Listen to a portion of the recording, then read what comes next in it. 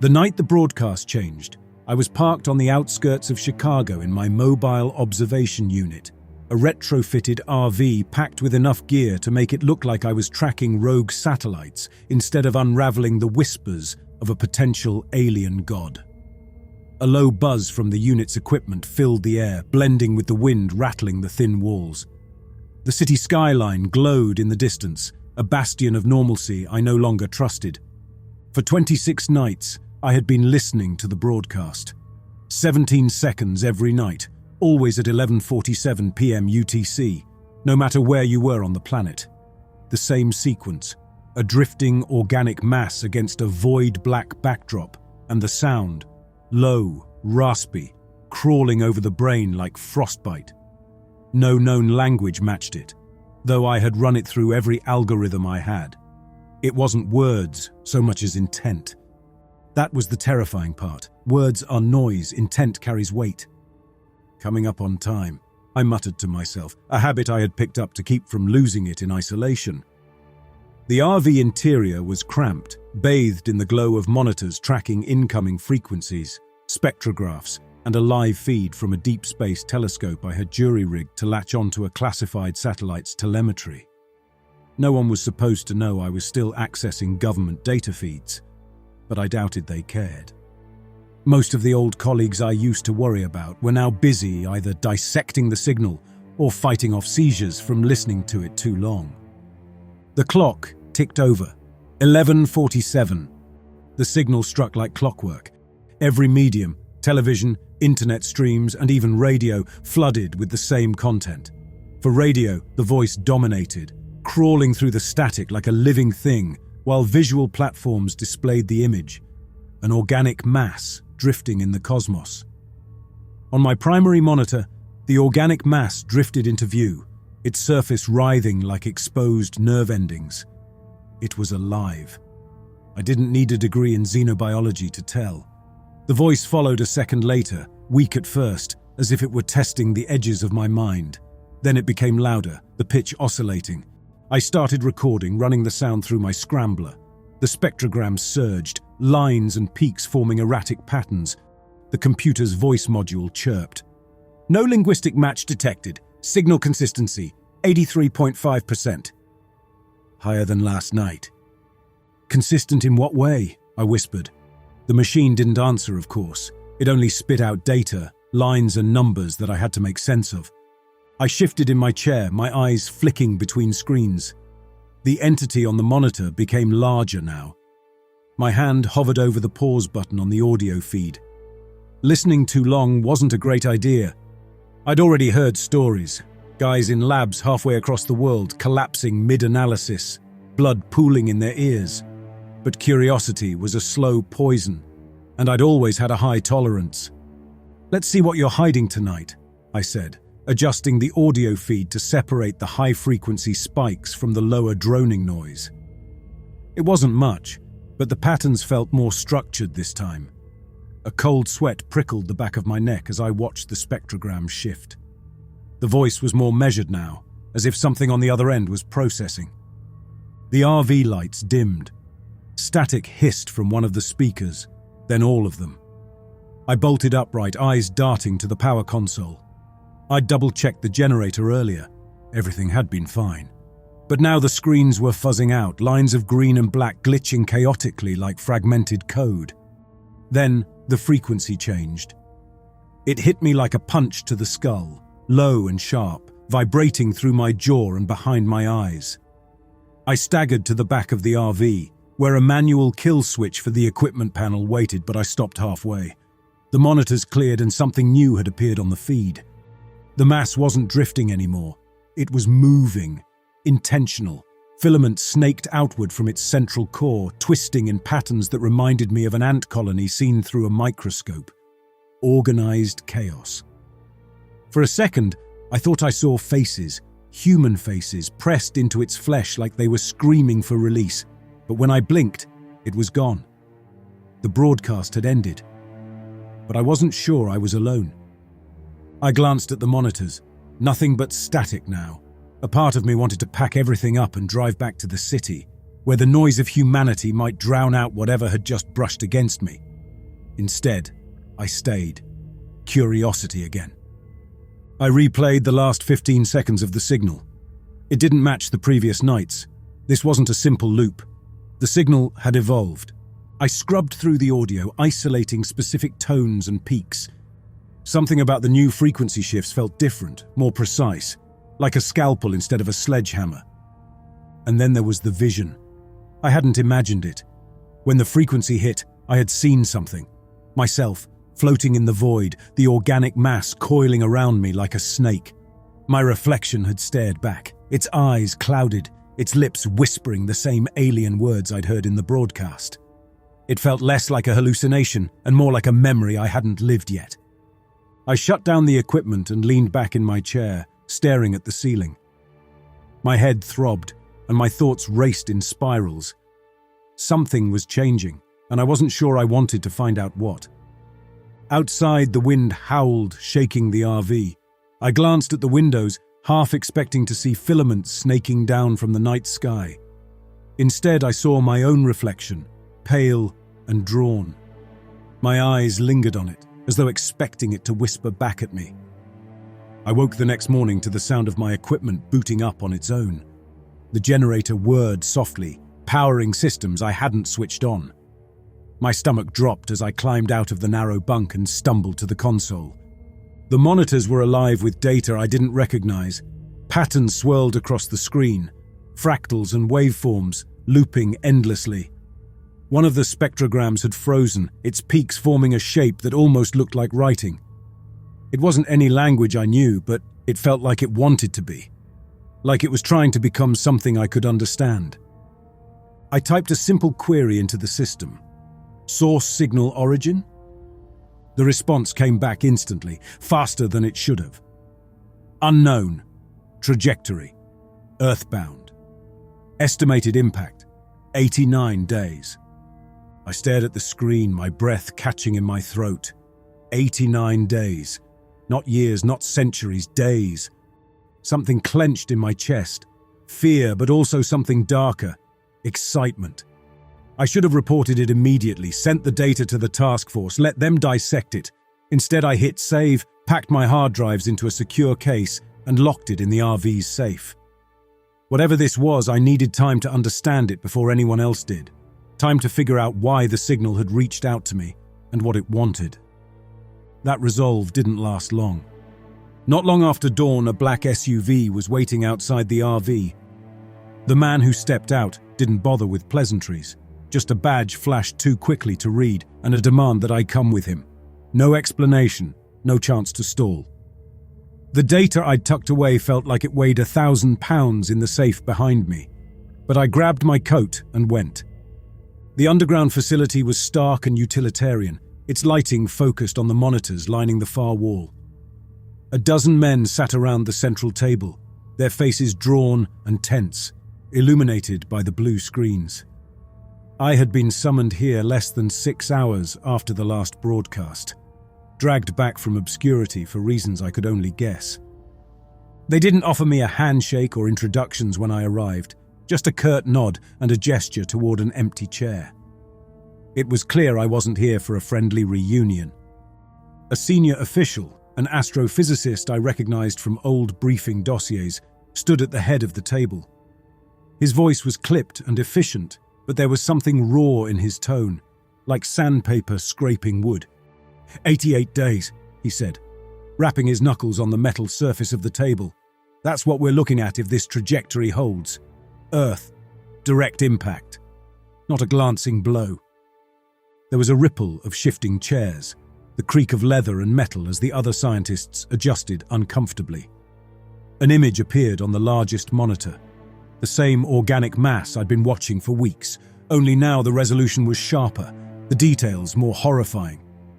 Its surface rippled, stretched, then contracted with what could only be described as a biological rhythm. Life.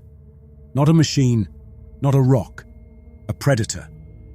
The voice still lingered in my mind from the night before, and I clenched my fists under the table to keep from shuddering. Mr. Wells, the man continued, turning his attention toward me. Your analysis reports suggest you've made progress with the signal. Can you elaborate? Progress, I repeated, letting the word hang for a moment. That depends on what you consider progress. It's a pattern, but it's not a language. Not exactly, it's coding itself into us. I'm seeing neurological impacts even on indirect exposure. Higher consistency in the signal means it's refining whatever it's trying to do. Refining how? One of the linguists asked, his voice laced with skepticism.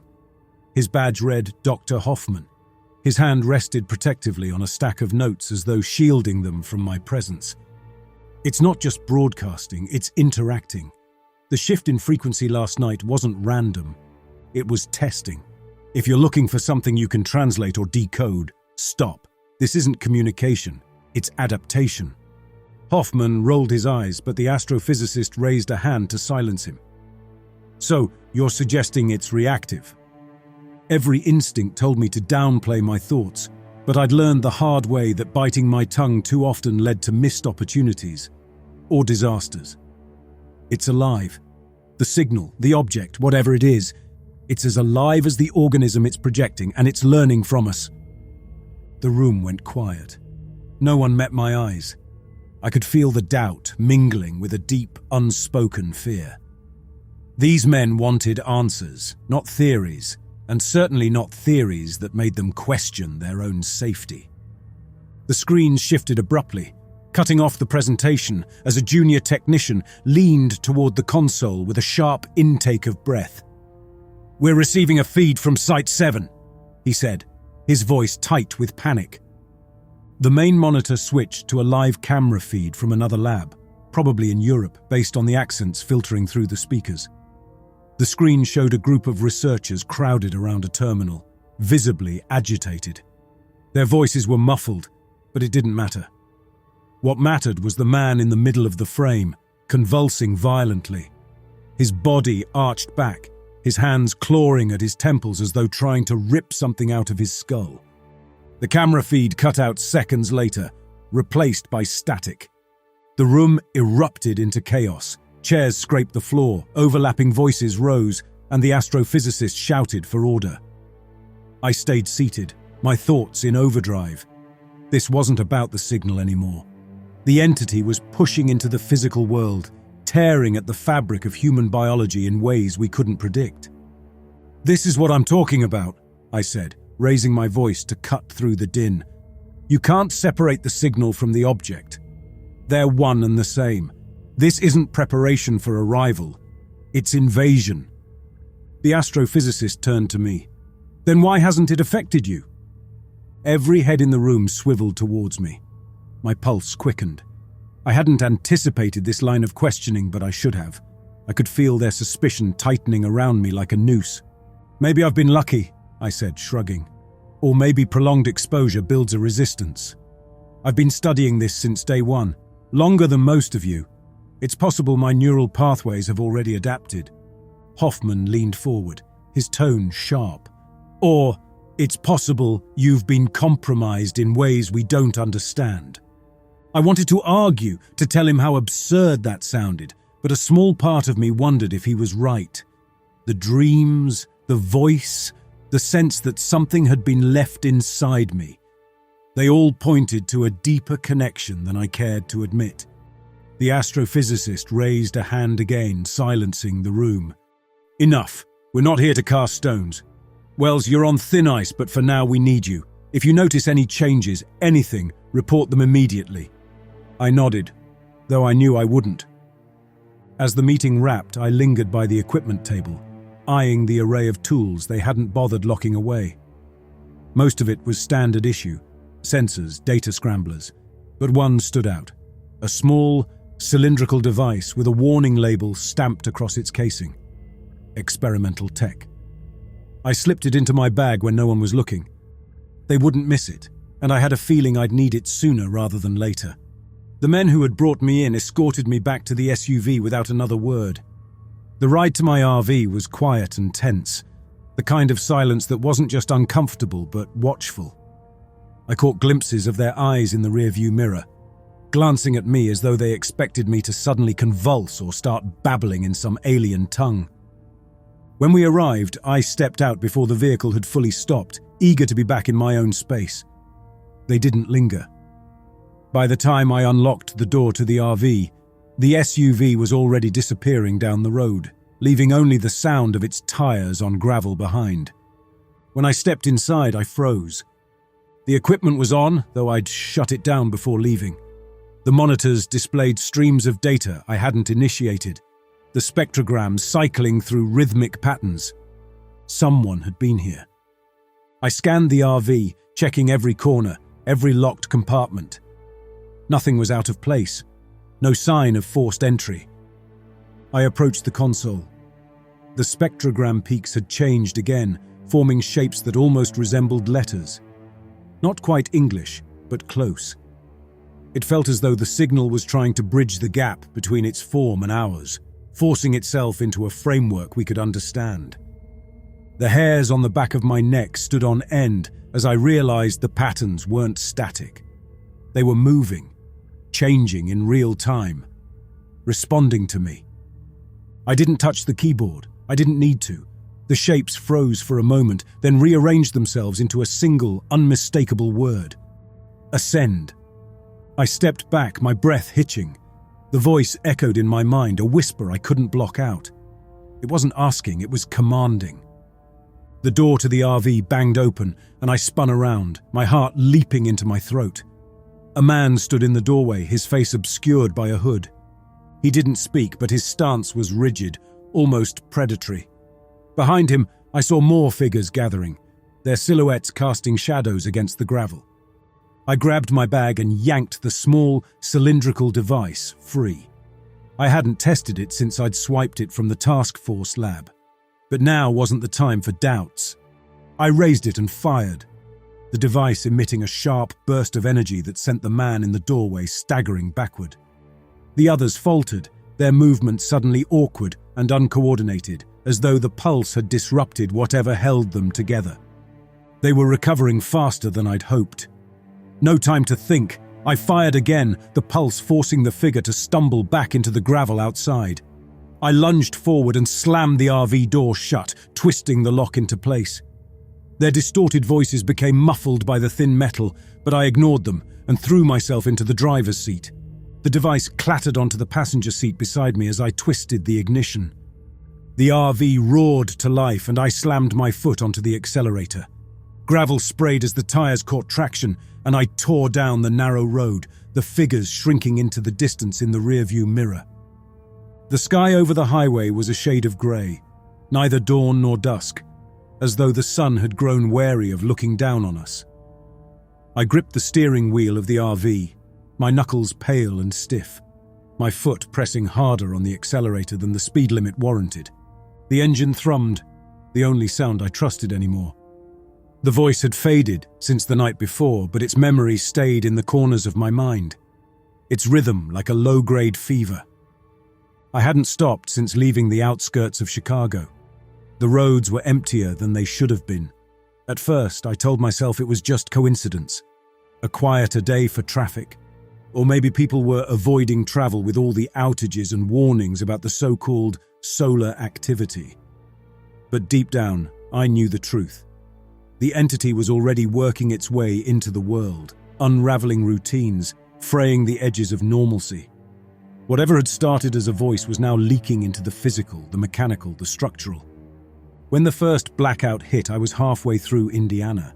It began as a flicker, the dashboard lights dimming, the radio hissing static. Then the headlights sputtered, leaving the highway in darkness. I slowed the RV to a crawl, my pulse quickening. A sound rolled through the air like distant thunder, but the sky remained still. I pulled over, killing the engine. The sound wasn't coming from the RV. It was external, omnipresent, vibrating through the ground. My breath fogged the windshield as I leaned forward, trying to make sense of the darkness ahead. That's when I saw a faint shimmer across the horizon, rippling like heat waves but cold, cutting through the dense grey like a knife. Instinct told me to stay put, but instincts had led me here in the first place. I grabbed the cylindrical device from the passenger seat and stepped out of the RV, the gravel crunching under my boots. The air smelled sharp, like the aftermath of a lightning strike. The shimmer moved closer, and as it did, my chest tightened with a suffocating weight. It wasn't wind or pressure. It was something deeper, like the atmosphere itself had been rewritten. I could feel it vibrating through my teeth, a frequency I couldn't place but knew I'd heard before. The shimmer was gone as quickly as it had come, leaving only the sound, now distant and fading. The RV lights came back on, the engine thrumming softly. Whatever it was, it had passed, leaving me shaken and more certain than ever that the world was unraveling faster than anyone could comprehend. I drove on. By the time I reached the next town, the sun had fully retreated behind a wall of ashen clouds. The town itself was a husk of what it should have been. Traffic lights blinked, storefronts sat empty, their neon signs flashing with spasmodic life. A gas station sat at the corner of the main intersection, its pumps abandoned, a single car idling near the entrance. I pulled into the lot, more out of habit than need. The RV's tank was still half full, but the sight of another vehicle, another person, felt like an anchor to reality. As I approached, I saw the driver's side door of the car hanging open. No driver. The interior light cast a yellow glow over the passenger seat, where a phone buzzed intermittently, its screen lighting up with unread messages. My gut twisted as I stepped closer, the voice in the back of my mind urging me to turn around, but I ignored it. The gas station felt abandoned in a way that didn't make sense. Too quiet. Even the faint noises of the RV's engine cooling in the distance sounded unnaturally loud. My eyes darted to the shadows pooling beneath the gas pumps, the edges of the lot where the light didn't quite reach. The air felt charged, like something had been left behind but was still watching. I leaned closer to the car, intending to grab the phone and maybe piece together what had happened. The blow came from nowhere. A sharp crack against the back of my skull sent me stumbling forward, my vision exploding into a kaleidoscope of white and black. My knees hit the asphalt, and before I could turn, rough hands grabbed my arms, yanking me to my feet. I struggled, lashing out with my legs and elbows, but the figures surrounding me were unnervingly coordinated, their movements sharp, as if they'd rehearsed this 100 times. My vision cleared enough to catch their faces. Hoods pulled low, expressions obscured, skin pale and uneven, as though stretched over something that didn't quite fit beneath. "What do you want?" I hissed, my voice ragged. No response. One of them tightened their grip on my arm, forcing me forward toward a van parked at the edge of the lot. Its rear doors were already open, revealing a dark, cramped interior. My hand brushed the pocket of my jacket where the device was tucked away. If I could just reach it. One of the figures slammed me against the side of the van, their face inches from mine. Their eyes were empty, pupils blown wide, as though looking at me but not seeing anything. The last thing I saw was the faint outline of their faces bending, blurring, like reflections on rippling water. I woke to the smell of rot and damp stone. My head throbbed where they had struck me, the pain sharp and insistent, grounding me in the moment. My hands were tied behind my back, the rough fibers of the rope cutting into my wrists. The air was thick, almost suffocating, filled with a wet, squelching noise I couldn't place. I blinked, forcing my eyes to adjust to the dim light. I was in some kind of basement or cave, the walls uneven and slick with condensation. Shadows danced across the stone, cast by a series of crude torches stuck into the ground at irregular intervals. Figures moved between them, their silhouettes barely human in the flickering light. The noise became louder as I shifted, the movement drawing attention. One of the figures turned, stepping closer. He knelt beside me, his hood falling back to reveal a face that might have been human once.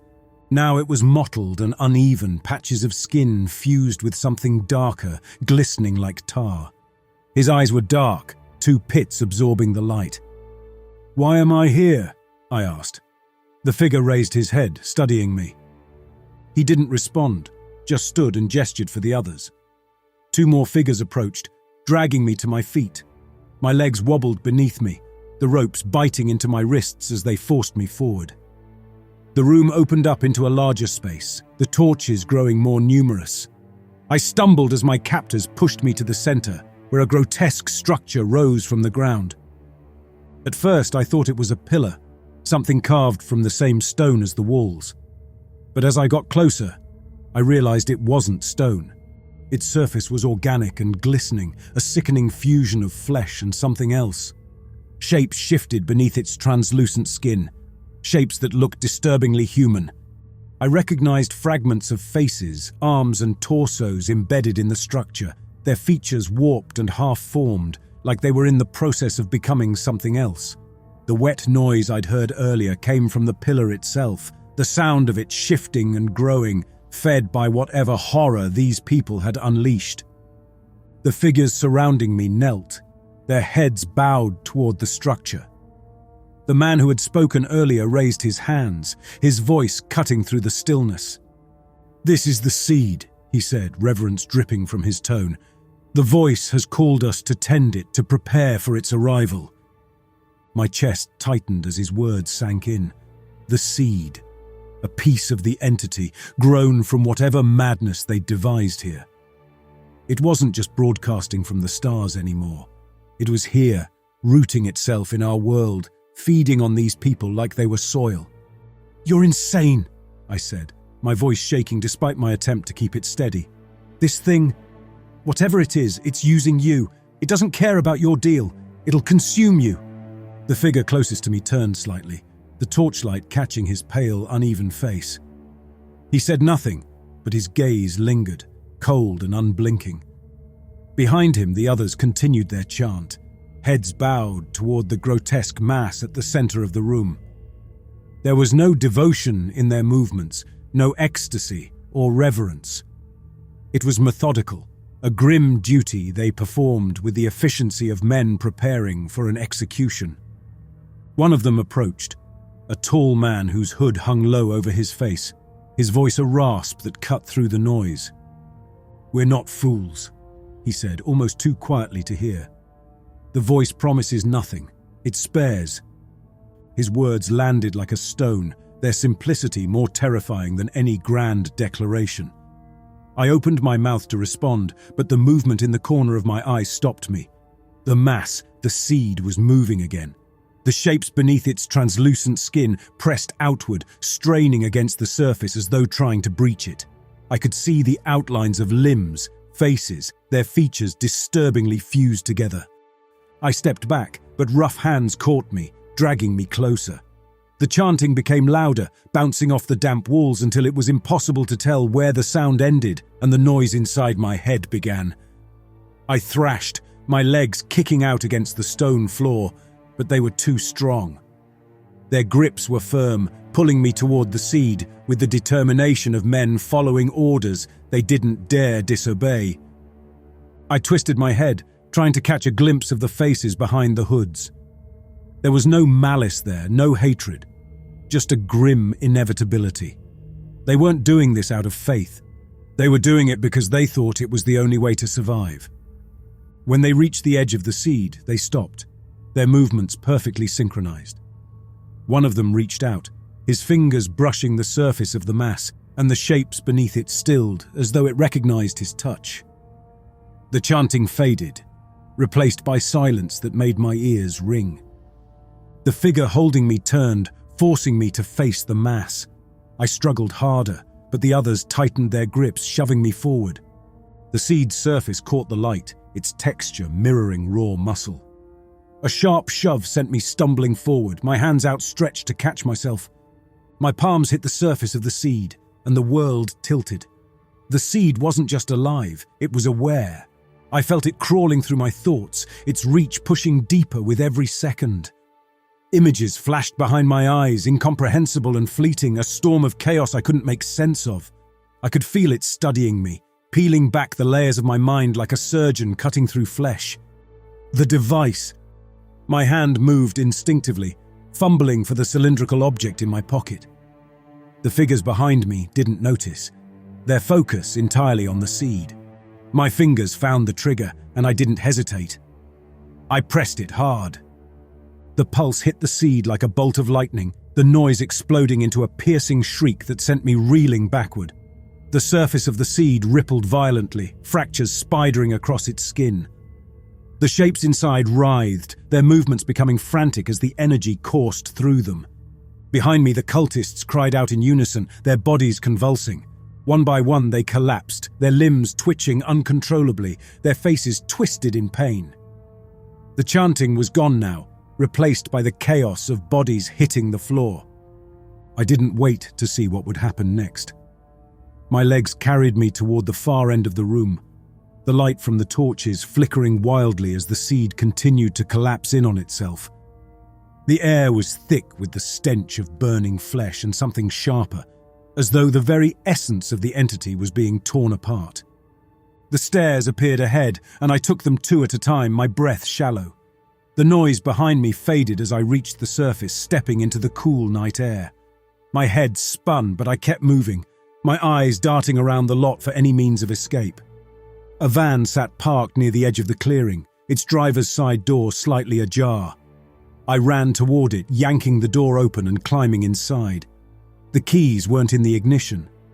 My hands searched the dashboard, the floor, the visors, anything that might give me a clue. Then, by sheer luck, I spotted them hanging from the edge of the seatbelt clip, as though dropped in haste. I jammed the key into the ignition, and the engine roared to life. Behind me, the noise from the basement swelled again, a final burst of sound that rattled the windows. I slammed my foot on the accelerator, the tires skidding across the dirt before catching traction. The van lurched forward, speeding down the narrow road as the building disappeared into the darkness behind me. My hands gripped the wheel so tightly my knuckles ached, but I couldn't let go. The seed, the cultists, the entity, they were all behind me now. But the feeling that something had been left inside me wouldn't leave.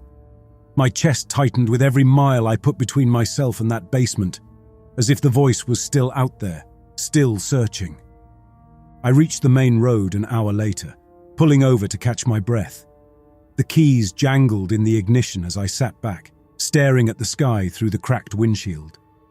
The stars were dull, distant, their light swallowed by the haze of Earth's atmosphere. Somewhere out there, the real entity was still coming, closing in day by day. And this time, we wouldn't have the luxury of a failed experiment to stop it. I spotted a mobile phone wedged between the driver's seat and the center console. It was a stroke of luck, or maybe just another piece of evidence that whoever owned this car had left in a hurry. I picked it up, quickly unlocking it. No password, and punched in the number I hadn't thought I'd ever use again. It rang twice before the voice on the other end answered cautiously. "Who is this?" "It's Wells," I said quickly. "Don't hang up. I don't have time to explain everything, but you need to hear this. It's big." There was a pause, then the sharp edge of recognition. "Wells, where the hell have you been?" "Listen," I interrupted. "I don't have time to explain everything. I've got something you need to hear, something big." The voice paused before responding. "Get here, now." The drive to the facility felt longer this time, the stolen car rattling with every bump in the road. I kept one eye on the horizon, half expecting more figures to emerge from the darkness, but the journey remained uneventful.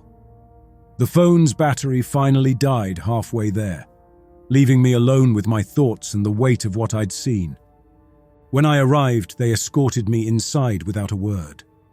The same gloomy room, the same faces staring me down. Only this time, I wasn't some disposable analyst to them. This time, I had answers. The astrophysicist leaned forward as I spoke, his face pale but composed. "A seed? You're telling us the entity has already created a physical fragment here on Earth?" "Yes, and it's worse than you think. That seed wasn't just some organic fragment, it was learning.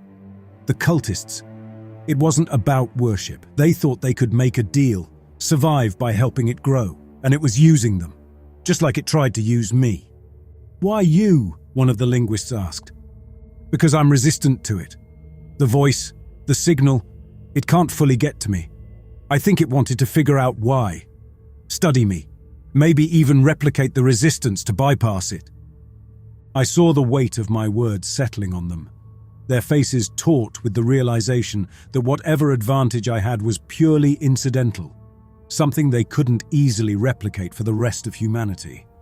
The astrophysicist finally broke the silence. And the device, the one you took? It works, I said simply. When I used it on the seed, it neutralized it. I don't know how else to describe it. The cultists seized up, the seed collapsed. Whatever connection it had to them, to the entity, it was severed. Hoffman, the linguist who had doubted me before, leaned back in his chair, his expression tight. If it worked once, it can work again. That's the plan, I said, but it's going to take more than one handheld prototype. We need to scale it up, way up. The astrophysicist nodded, the gears already turning in his mind. We'd need something in orbit, a wide-area emitter capable of targeting the entity as it approaches. Or a pulse weapon, another voice interjected, this one from an engineer I hadn't seen before. But for that, the entity would need to be closer. We'd have to wait until it's well within range. The room debated the options for hours. I sat back, watching them argue over logistics, timing, probabilities. A signal emitter would be safer, less dependent on the entity's proximity, but it would require pinpoint accuracy and continuous operation. A pulse weapon, on the other hand, would deliver a single decisive blow, but only if we could lure the entity close enough to strike. In the end, the signal emitter won out. The logic was sound. If the prototype could disrupt the seed at close range, a scaled-up version could potentially disrupt the entity before it reached Earth's atmosphere. The task force worked through the night, drafting plans and requisitioning resources. Satellites were retasked, and fabrication teams were mobilized to begin construction on a massive emitter designed to mirror the device's bioelectric disruption technology. The final design was an array of synchronized emitters mounted on a satellite platform, capable of targeting the entity from millions of kilometers away. The signal wouldn't just attack the entity's physical structure. It would sever its connection to the minds it had already infected, breaking its network before it could fully integrate with Earth's population. But the timeline was tight. The entity's trajectory left no room for delays, and the slightest miscalculation would render the entire operation useless. I watched the launch from a military base somewhere in the desert, standing on the edge of the control room as the rocket carrying the emitter platform roared into the sky. The room erupted in cheers as the payload reached orbit, but I stayed silent, my eyes fixed on the monitors tracking its deployment. The real test was still ahead. Days passed in calibrations, simulations, and final checks. The entity was closer now, its approach no longer theoretical. Astronomers tracked its movement across the sky, a faint but growing shadow against the stars. Public explanations about its presence became thinner and more desperate, as governments struggled to contain the panic. When the day finally came, the tension in the control room was suffocating. The entity was within range, its massive organic structure filling the satellite feeds. "Emitter is online," the lead engineer announced. "Ready to fire on your mark." The astrophysicist looked at me. "You should be the one to give the order." I nodded, swallowing the lump in my throat. My fingers rested near the microphone, the words tangled in my throat. Then I forced them out. "Do it!" The signal fired, radiating from the emitter array. The entity reacted instantly, its massive form convulsing as the signal tore through it. For a second, it looked as though it might recover, its form stabilizing even as pieces of it began to break away. But the signal intensified, and it began to collapse, folding in on itself as though imploding under its own weight. The room erupted into cheers again, but I barely heard them. My eyes were locked on the screen, watching as the entity disintegrated piece by piece, its presence fading from the monitors until there was nothing left but empty space. I stepped back, my legs suddenly weak. The voice was gone. The noise, the pressure, the weight, it was all gone. For the first time in weeks, the world felt still. The entity was gone, but the universe it came from hadn't changed. It was vast, cold, and indifferent, filled with forces that didn't care whether we lived or died. We had fought back this time, but the seeds it left behind, inside us, among us, weren't so easily destroyed. We hadn't won. We'd simply delayed the inevitable.